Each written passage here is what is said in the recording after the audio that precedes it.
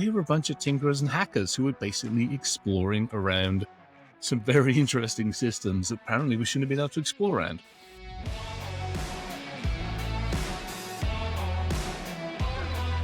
Just take me through your backstory. Who are you? And I've been creeping around this industry since it began, when you really think about it. I mean, I started messing around with this stuff 1980, when you think about it. I was in boarding school. So I started messing around with computers there. I was like 9, 10 years old.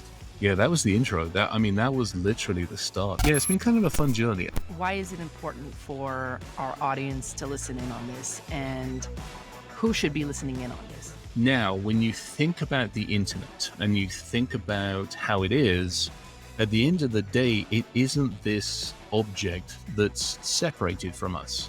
A ridiculously good friend of mine, Ryan Cloutier, says that we are analog humans in a digital world, and he's very, very right. You don't know, unfortunately, how much of you is being harvested.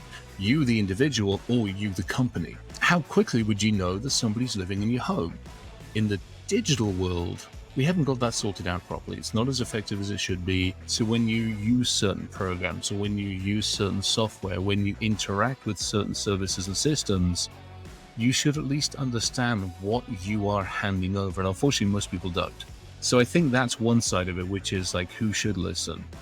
Let me look at the whys. Now, this is where the fun turns up. We've got some really cool pieces of the jigsaw puzzle. We're not focusing just on one thing. You start breaking all of this down, and all of a sudden that jigsaw puzzle, that is that nebulous darknet, starts getting a bit of a light shone on it. You start to see, hey, this is why we look at it. This is why this is useful.